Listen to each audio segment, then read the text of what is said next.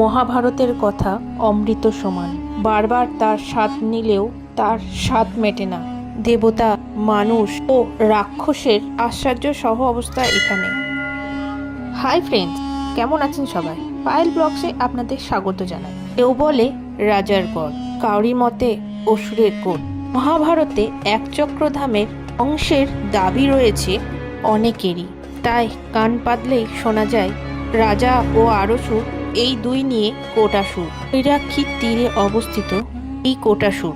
প্রচলিত রয়েছে কোটাসুরে একদা ছিল রাজা এবং অসুরের বাস।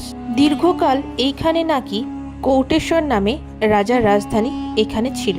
তার নাম অনুসারে কোটাসুর নামকরণটি হয়েছে অনুমান। আবার দুর্জয় সেন নামে এক রাজারও কথা শোনা যায়। ওই রাজার আমলে কোটাসুরের নাম ছিল দুর্জয় কোট।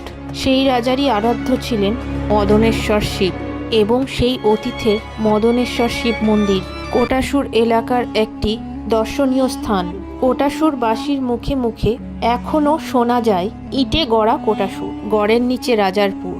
আজ সেসব অতীত। রাজ্য নেই, রাজপাটও নেই, ঘোড়াশালাও নেই, হাতিশালাও নেই। কিন্তু মাটি খোঁড়াখুড়ি হলে প্রায় কিছু না কিছু প্রাচীনত্ব সাক্ষী হিসাবে পাতকুয়ো, প্রাচীন মুদ্রা, গহনা ইত্যাদি আজও পাওয়া যায়। রাজার পাশাপাশি কোটাসুরকে ঘিরে রয়েছে অসুরের কাহিনীও। একদা অসুরের কোট বা রাজধানী ছিল বলেই তাই জনপদটির নাম কোটাসুর হয়েছিল বলেই মনে করা হয়। প্রবীণদের দাবি মহাভারতের একচক্র নগরে অন্তর্ভুক্ত ছিল কোটাসুর। অজ্ঞাতবাসকালে পাণ্ডবরা এই এলাকায় আত্মগোপন করেছিলেন। বক্কাসুরকে বধ করেছিলেন ভীম। প্রমাণ হিসেবে মদনেশ্বর মন্দির প্রাঙ্গণে রক্ষিত এক প্রস্তব খণ্ডকে বক্কাসুরের হাঁটু চাকি হিসেবে দাবি করা হয়। একই সঙ্গে সেই চত্বরে রয়েছে প্রদীপাকৃতি আরও একটা প্রস্তরখণ্ড। প্রস্তরখণ্ডটি কুন্তিদেবী প্রদীপ হিসেবে প্রদর্শন করা হয়। স্থানীয়দের বিশ্বাস কুন্তিদেবী মন্দির লাগোয়া দেবীদ্বয়ে স্নান করে মদনেশ্বরে নিত্য পুজো করতেন। তাই আজও দেবীদ্বয়ে স্নান করে শিবের পূজা করার জন্য ভিড় জমান পুণ্যার্থীরা। একসময় এই দেবীদাহ থেকে উদ্ধার হয়েছিল বহু দেবদেবীর মূর্তি। এখন সেসব আর দেখা যায় না। তবে গ্রামবাসীদের প্রচেষ্টায় অবশ্য মন্দিরটি নতুন রূপ পেয়েছে।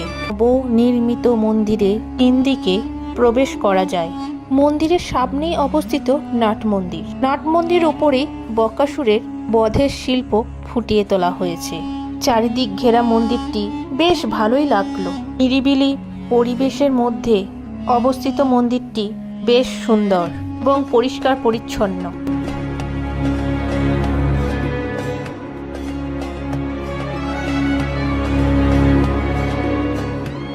মন্দিরের গর্ভগৃহে মদনেশ্বর শিব অবস্থান করছেন। আর 5টা মন্দিরের ন্যায় এখানে পুজো দেওয়ার জন্য ভক্তদেরকে দেখা যায়। আর 5টি মন্দিরের মতো খ্যাত না হলেও মন্দিরটি বেশ ভালো। প্রাচীনে মহাভারতে গল্পের সাথে স্থানটির নাম জড়িয়ে থাকার জন্য শুনতে বেশ ভালোই লাগে। গল্প শুনে বেশ মন চাইছে প্রাচীনের এই মন্দিরটি দেখার জন্য। হাতে সময় থাকলে চলে আসবেন এই কোটাসুর। খুব সহজেই যেতে পারেন এই কোটাসুর। তাহলে কিভাবে যাবেন এই মন্দিরে? সাঁইথিয়া স্টেশন থেকে এড়িয়েই অটো বা টোটো করে তালতলা মোড়, ভাড়া 10 থেকে 15 টাকা, এবং তালতলা মোড় থেকে টোটো বা অটো করে কোটাসুর। এই তালতলা মোড় থেকে আপনি বাসও পেয়ে যাবেন। ছাড়া বহরমপুর যাওয়ার সরকারি বাস এই কোটাসুর হয়েই যায়। কোটাসুরে নেমেই রাস্তার ধারে বড় একটা গেট পাবেন। এই গেট ধরে হাঁটলেই মন্দিরটা পেয়ে যাবেন। তো আমার ভিডিওটি ভালো লাগলে অবশ্যই শেয়ার করুন।